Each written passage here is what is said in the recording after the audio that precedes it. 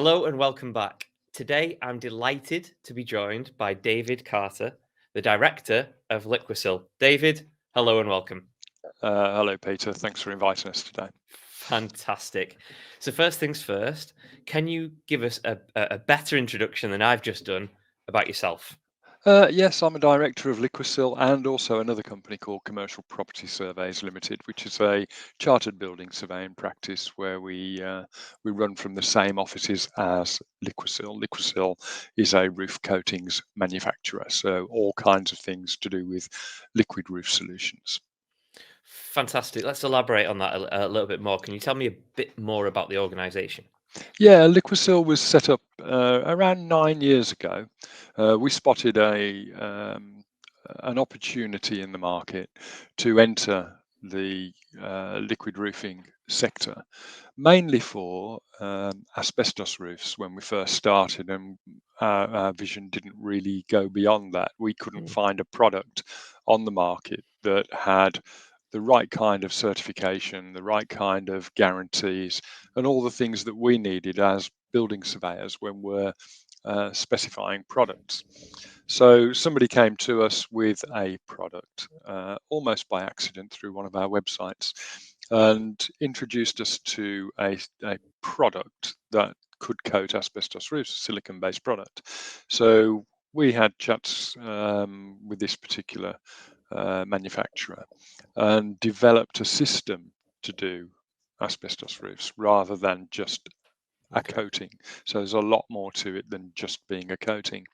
And one of the things that we wanted to do with that is to make it unique in the marketplace. And one of the things that was very important to us was external certification. You can't just sort of introduce a new product and expect people to come rushing to your door. We wanted a product that we could specify, but also that other building surveyors, other practices could specify.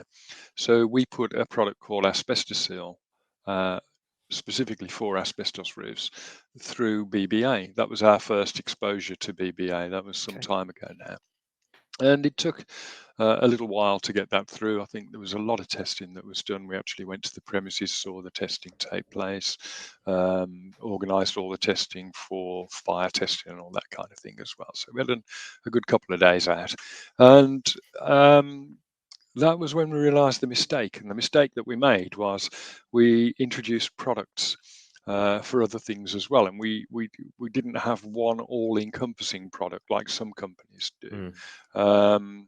where they say, "Oh, this will go on an asbestos roof, a metal roof, a concrete roof, blah blah blah." So we took a view after introducing another product called Metal Seal for metal roofs, and we got that through BBA as well. So the costs started racking up as they do with BBA, and Nice. yeah, nice for BBA,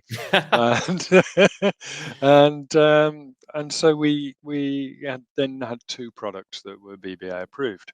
A little while later, we introduced a flat roof, a waterproofing system that also we wanted BBA for, and unfortunately, the factory that manufactured that system was involved in an explosion last year, and so we had to quickly discontinue that product. The Okay. factory no longer existed, couldn't get product to us quick enough, and so we had to quickly source another supplier, and now we have two new BBA certificates for two separate and very different flat roof waterproofing products. So our aim along the way has always been to have the right products for the right job. So a lot of people will, as I mentioned before, have one product and say we've got BBA approval for this, Hmm. whereas we wanted to differentiate our products by having, right, this is for this use, this is for this use, this is for this use, and they all have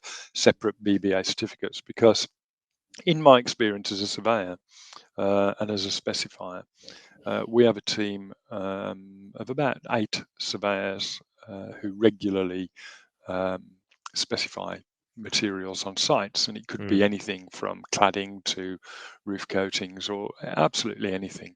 And one of the first things they look for is that BBA certification. Now, there was a thing that happened years ago where a particular company in the industry had a BBA certificate. It expired.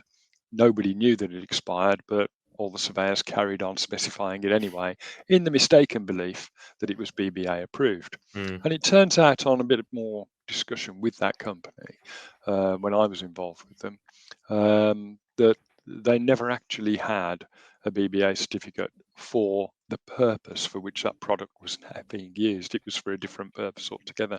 And that was what opened my eyes. That's why we went down the route of separate BBA certification for each product. So it's unusual, I know, because most people would want to say, we want this product approved for as many things as we possibly can, and that would be Yeah. good, but we have separate formulations, so they needed separate certification in our view.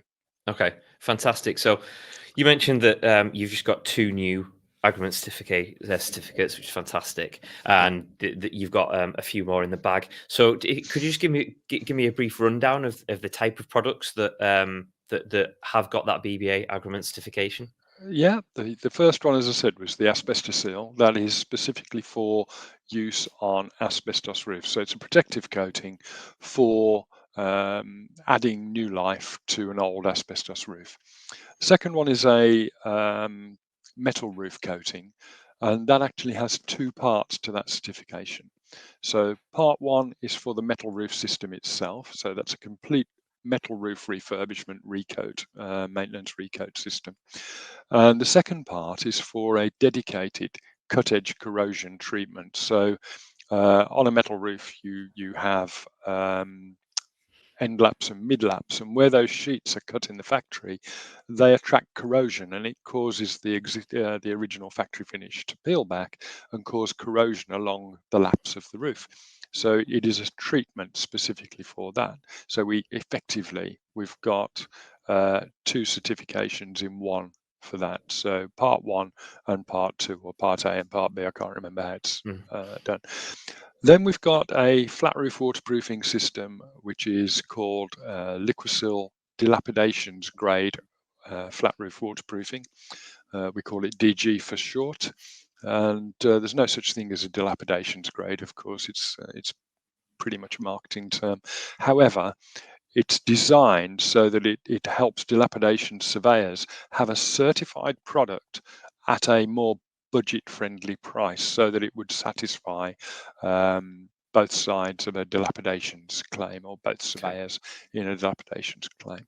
So that's a flat roof waterproofing system. A waterproofing system is it comprises an embedment coat which goes down on the substrate, which could be felt, concrete, and obviously our BBA certificate covers all of the various substrates. So from asphalt through to felts, through to single plies, absolutely everything is on there.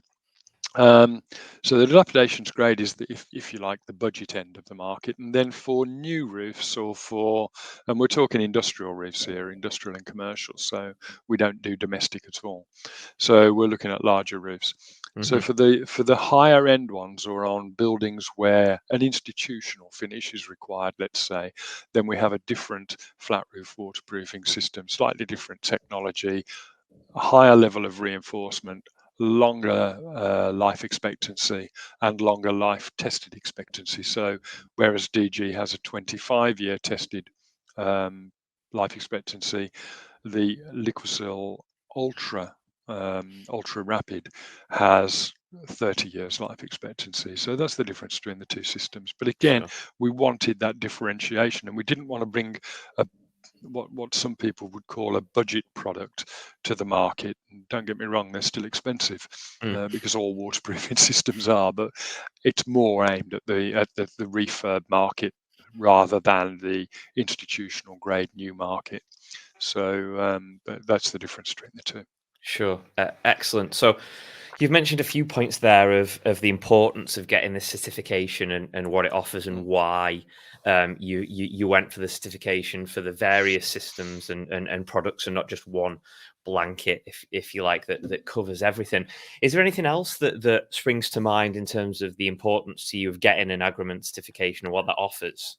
It's mainly because, from our point of view, a BBA certificate is really, although there are 1 or 2 competitors out there now, but a BBA certificate, an agreement certificate, is really what surveyors, architects, and everybody would look for. It's the name that they Okay. would recognise, the logo that they would recognise.